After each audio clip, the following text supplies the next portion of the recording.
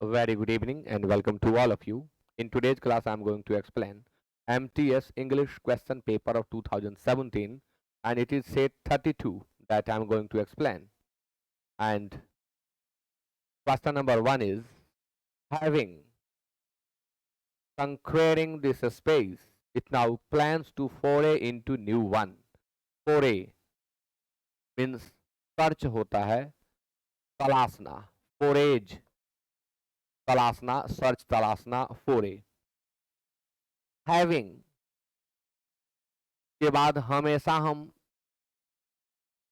Past participle का use करते हैं. हैविंग प्लस V3 फिक्स्ड है. कभी भी हैविंग के बाद V1 V2 या V4 का यूज आप नहीं कर सकते. हमेशा हैविंग के बाद V3 का यूज करते हैं, इसलिए आंसर ए होगा. Question number 2, you should submit duly approved invoices well at time. यानी बिल्कुल समय से पहले. तो एट टाइम नहीं, इन टाइम का यूज करें और आंसर सी होगा. एट टाइम मीन्स होता एट टाइम्स यूज करते हैं, अर्थ होता है कभी कभी. इन टाइम मीन्स होता है राइट टाइम और एग्जैक्ट टाइम से थोड़ा पहले. ऑन टाइम मीन्स होता है on the right time. Question number 3, this building comprises dash 40 rooms. No word is needed here. You know comprise का प्रयोग जब एक्टिव वॉइस में करते हैं तब कोई प्रेपोजिशन यूज नहीं होता. अगर कंप्राइज का प्रयोग हम पैसिव में करते हैं तो हम ऑफ का यूज करते हैं. इस फ्लैट में, इस अपार्टमेंट में कहें 100 कमरे हैं, तो दिस अपार्टमेंट कंप्राइजेस 100 रूम्स. हमें ऑफ की जरूरत ही नहीं है, ऑफ लगाएंगे तो गलत होगा. हम ऐसे कह सकते हैं this apartment is comprised of. Is comprised of it means made of हो जाता है. तो इसमें किसी भी वर्ड की जरूरत नहीं है. यह क्वेश्चन एसएससी बोर्ड ने गलत पूछा है, ऐसा नहीं पूछना चाहिए. Question number 4, Niharika dash her matriculation examination in 2008.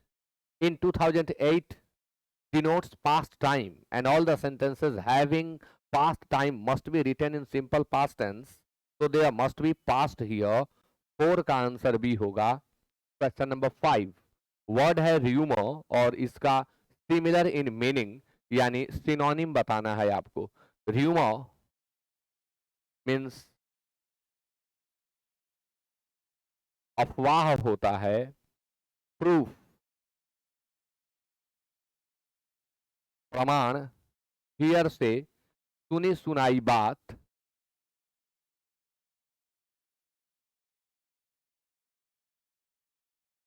जिसका कोई सटीक सोर्स पता न हो उसे हियर से कहते हैं. ट्रूथ सत्य और रियलिटी वास्तविकता. तो आंसर होगा हियर से 5 का बी. क्वेश्चन नंबर 6, शब्द है विसस और इसका भी आपको सिनोनिम बताना है. विसस मीन्स होता है दुराचारी. जिसके आचरण में वाइस हो वह विसस होता है. वाइस मीन्स दोष होता है. वाइस मीन्स पाप होता है. वाइस मीन्स अवगुण होता है और उस वाइस का हम एडजेक्टिव बनाते हैं, विसस हो जाता है. दुराचारी, दुष्ट, दुष्ट, नाइस सुंदर, प्लेजेंट आनंददायक, क्रूअल निर्दयी और जेंटिल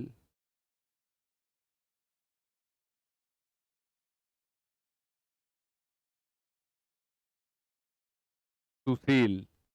तो आंसर विसस का, चूंकि सिमिलर देना है, नाइस प्लीजेंट और जेंटिल दे नहीं सकते क्योंकि ये तीनों तो गुड सेंस के वर्ड हैं, इसलिए हम क्रूएल देंगे. क्वेश्चन नंबर 7,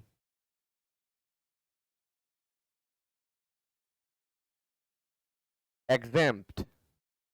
एग्जेम्प्ट मीन्स होता है माफ कर देना. किसी भी तरह के शुल्क को, फाइन को माफ कर देना एग्जेम्प्ट होता है। उसमें छूट देना भी एग्जेम्प्ट है। इसका नाउन बनाएंगे, एग्जेम्पशन होगा। आंसरेबल जवाबदेह, लिएबल जवाबदेह, इम्यून रोग विरोधी शक्ति, इम्यून या इम्यूनिटी। इम्यून मीन्स मजबूत भी होता है। He is immune to cough and cold, यानी उसे कफ कोल्ड नहीं होता है, इम्यून है, उसके अंदर इम्यूनिटी है। जिसमें इम्यूनिटी हो वह इम्यून हो जाता है, मजबूत। और इम्यून का एक अर्थ माफ करना भी होता है, शुल्क इत्यादि माफ कर देना इम्यून होता है। इसलिए आंसर सी होगा, रिस्पॉन्सिबल जवाबदेह या जिम्मेवार। आप याद करें, रिस्पॉन्सिबल, लेएबल, आंसरेबल, ये सिनोनिम्स हैं आपस में। क्वेश्चन नंबर 8 शब्द है मार्जिनल। मार्जिनल मीन्स होता है बहुत ही कम, बहुत ही कम। मार्जिनल मीन्स होता है हाशिए पर।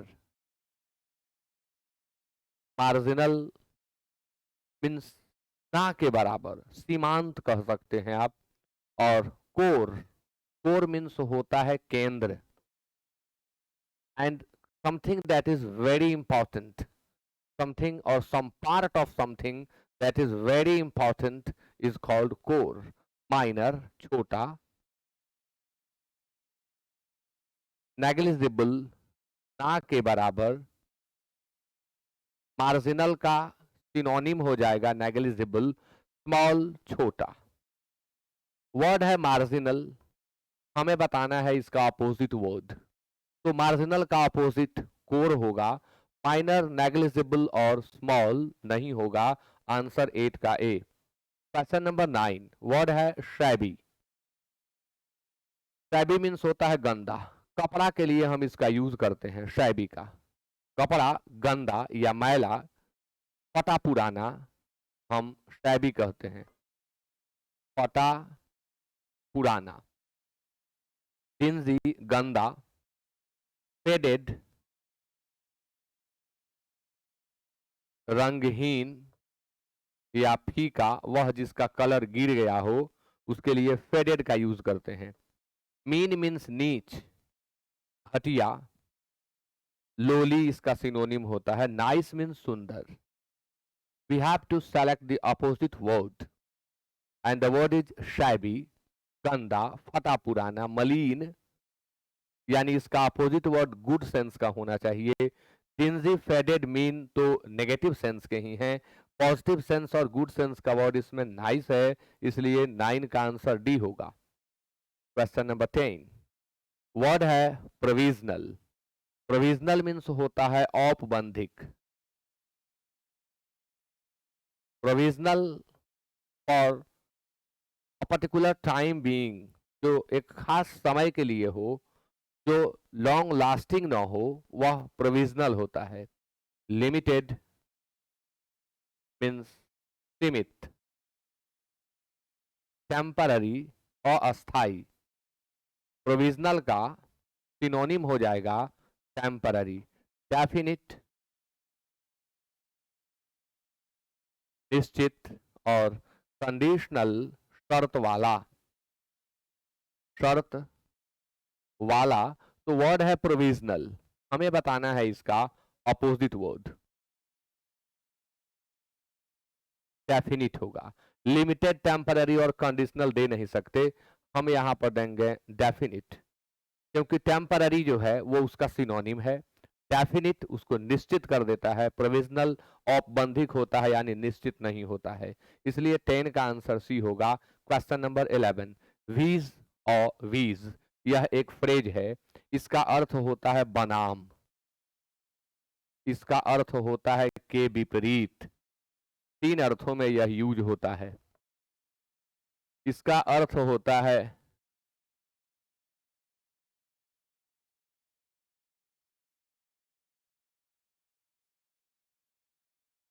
इसका अर्थ होता है आमने सामने।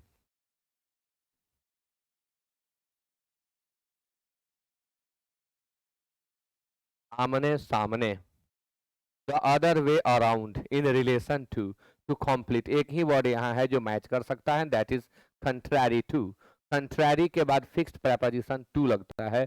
11 का आंसर डी होगा। Question number 12 is wheels within wheels. It means something that is very complex. Wheels within wheels, it means जटिल और जटिलता।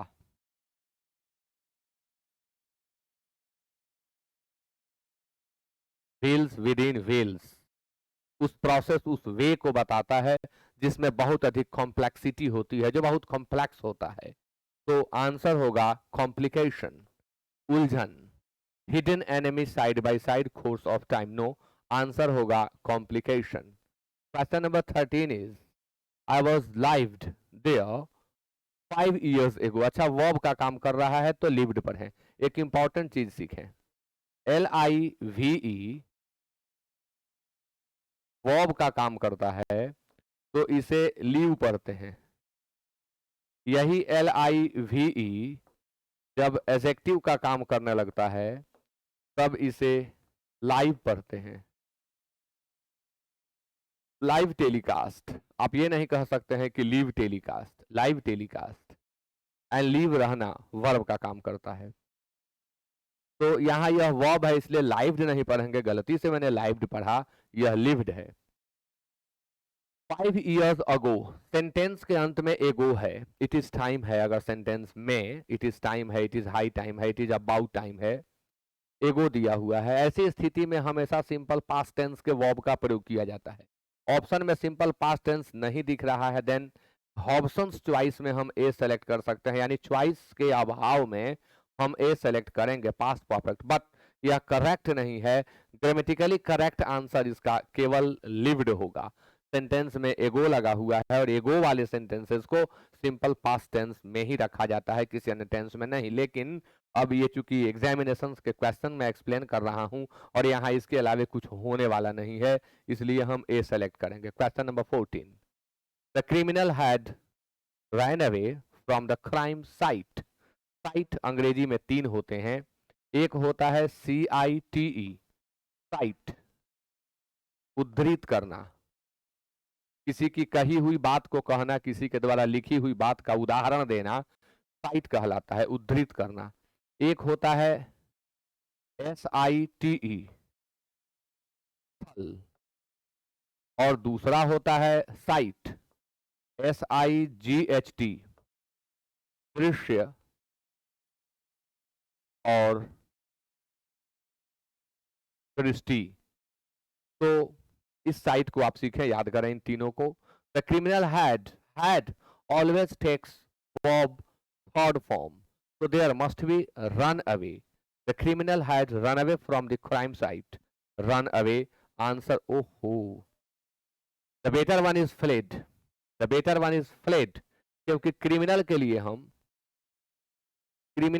हम फ्ली का यूज करते हैं। क्रिमिनल के लिए हम फ्ली का यूज करते हैं। इसका सेकंड फॉर्म फ्लेड होता है और थर्ड फॉर्म भी फ्लेड होता है। रैन के साथ अवे भी बंद है तो बेहतर होगा हम फ्लेड ले लें, क्योंकि फ्लेड ले लेंगे तो फ्ली का बोध करा देगा, भाग जाने का बोध करा देगा, और रन अवे मतलब फ्ली, इसलिए फ्ली के साथ अवे का यूज करके एरर दिया जाता है। बच्चे इसे याद रखें, फ्ली के साथ अवे का यूज नहीं करते हैं। The better one is flayed. Question number 15, any soft drink except water. Water को छोड़कर कोई भी सॉफ्ट ड्रिंक क्या कहलाता है? Cocktail means a kind of wine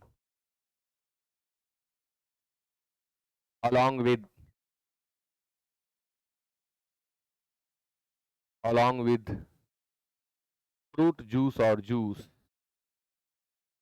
Vomit, भोजन प्रेमी, a lover of good food, a lover of delicious food, one who knows a lot about different kinds of food is called gourmet. भोजन प्रेमी, भोजन की काफी विशेषताओं को जानने वाला व्यक्ति गवर्नमेंट कहलाता है। बिवरेज पेय पदार्थ, पानी को छोड़कर पेय पदार्थ। और यूजरी, यूजरी सूदखोरी, इंटरेस्ट पर रुपया देने का काम, सूदखोरी। तो क्वेश्चन है any soft drink except water, इसे वन वर्ड में एक्सप्रेस करना है। The answer must be beverage. And the 16 is before no belief, no based on reason or knowledge, वह बिलीफ जो किसी भी रीजन और नॉलेज पर आधारित न हो। यहाँ रीजन का अर्थ बुद्धि है, रीजन का अर्थ यहाँ कारण नहीं है, बुद्धि है। उस बिलीफ को क्या कहते हैं? कॉन्सेप्ट मीन्स अवधारणा, कॉन्सेप्ट मीन्स अवधारणा। फैक्ट तथ्य या सच्चाई, तथ्य या सच्चाई। रिचुअल रीति, रिचुअल रिवाज। एंड सुपरस्टिशन अंधविश्वास। And that is the answer, superstition. Belief no based on reason और नॉलेज, वह मान्यता जिसका संबंध बुद्धि और ज्ञान से न हो, ऐसी मान्यता को क्या कहेंगे? अंधविश्वास यानी सुपरस्टिशन। 16 का answer D. Question number 17, you have to choose correctly spelled word, you have to choose correctly spelled word. चार में से कोई एक ही करेक्ट है, एंड दैट इज मेंटेनेंस, रख रखाव, रख रखाव, मेंटेनेंस। क्वेश्चन नंबर 18, मैन्युफैक्चर चार तरीके से लिखा गया है, एक की स्पेलिंग ही सही है, बाकी तीन गलत हैं। मैन्युफैक्चर, आंसर ए होगा। मैन्युफैक्चर इज निर्माण। क्वेश्चन नंबर 19, अरेंज करना है। Rearrange the parts of the sentence in correct order. जो ऑर्डर यहां दिया हुआ है वो जम्बुल्ड है, आप इसे प्रॉपर सीक्वेंस में कर दें। इंडिया वांट्स फिक्स्ड है, PQR को आपको अरेंज करना है। Nations and is hostile towards none, goodwill of all. India wants, wants एक वर्ब है, वर्ब के बाद ऑब्जेक्ट चाहिए। Nations and, India wants nations नहीं होगा। अब देखिए नेशंस किसके साथ होगा? ऑल के साथ होगा। ऑल नेशंस, ऑल नेशंस, यानी हम पी से शुरू नहीं करेंगे। इंडिया वांट्स क्या? Goodwill of all nations. India wants goodwill of all nations and is hostile towards none. Bharat किसी के प्रति शत्रुवत रिलेशन नहीं रखता है, फीलिंग नहीं रखता है। तो आंसर हो जाएगा RPQ, RPQ, it means your answer is B. Question number 20, इसे भी आप अरेंज करें। फिक्स्ड है, आर्टरीज आर, आर्टरीज को डिफाइन किया गया है और आपको इसे अरेंज कर देना है। आर्टरीज आर, अब हम व्हिच लिख नहीं सकते क्योंकि व्हिच रिलेटिव प्रोनाउन है और यह किसी की चर्चा करने के लिए आता है, अभी हमें इसकी जरूरत नहीं। Are blood vessels, are blood arteries are क्या है ये? तो ब्लड वेसल्स हैं in which blood is going away from the heart. Your answer is QPR and QPR is given in option number D. Now it is close test. Last weekend I dashed to the beach with my parents. Last weekend, here we must have to use simple past tense because the time given here is past. Last weekend, so there must be went. Last weekend I went to the beach, samudri kinara. I went to the beach with my parents. There were many vendors. Vendors means sailors, विक्रेता। On the beach, grammar का एक important rule, noun जब भी repeat करे तो repeated noun के पहले आप द का यूज करें। I could see a few children making a dash castle. Beach पर जब मैं गया तो वहां देखा कुछ बच्चे कैसल बना रहे थे, इट मीन्स किला बना रहे थे बच्चे। कहाँ की बात है? बीच की बात है। बीच पर समुद्र के किनारे क्या मिलेगा? समुद्र के किनारे मड, एयर, वाटर और सैंड। तो किनारे सैंड मिलेगा और सैंड से बच्चे किला बना रहे थे। The waves destroyed it. समुद्र की लहरें आती जाती रहती हैं, वेव्स ने उसे डिस्ट्रॉय कर दिया, बर्बाद कर दिया, डिस्ट्रक्ट कर दिया, रूइन कर दिया, स्पॉइल कर दिया। The kids were sad for a moment. Kids कुछ पल के लिए सैड हो गए। That's the next moment that's decided to make a new one. अब दो अपोजिट चीजें हैं। यहाँ पर बच्चे सैड हो जा रहे हैं, अगले पल वो डिसाइड करते हैं बनाने का। तो क्या देंगे? कनेक्टर चाहिए, एंड नहीं देंगे, बट देंगे, क्योंकि सिचुएशन जो है वो अपोजिट है। बट द नेक्स्ट मोमेंट यानी अगले ही पल। अब चर्चा किसकी करनी है? बच्चों की करनी है। इसके लिए एक प्रॉपर प्रोनाउन यहाँ देना होगा 24 में, और यहाँ पर प्रोनाउन दिया हुआ है they decided to make a new one further away from the voters. अब यहाँ वोटर्स नहीं लिखना चाहिए, लेकिन लिखा हुआ है, स्टेट में ऐसा ही पूछा है। From the voters far away in the sea I could see a ship. A soothsayer came to me saying that it was a bad day for her and I started dash my palm. सूदसेयर कोई आई और बोली कि उसके लिए यह बहुत बुरा दिन है, और वो मेरे पाम को डैश करने लगी। मेरे पाम को, पाम मीन्स हथेली होता है, तो मेरे हथेली को स्टार्ट के बाद हमेशा जेरंड लगता है। खैर सभी ऑप्शन जेरंड ही हैं। तो पाम को, हथेली को पढ़ा जाता है किसी का भाग्य देखने के लिए, हथेली को पढ़ा जाता है। इसलिए हम ईटिंग, बीटिंग और हेटिंग का प्रयोग ना करके प्रयोग किसका करेंगे? रीडिंग का। So with that, set number 32 is completed. Thank you for being with me till the end of the class, and good night.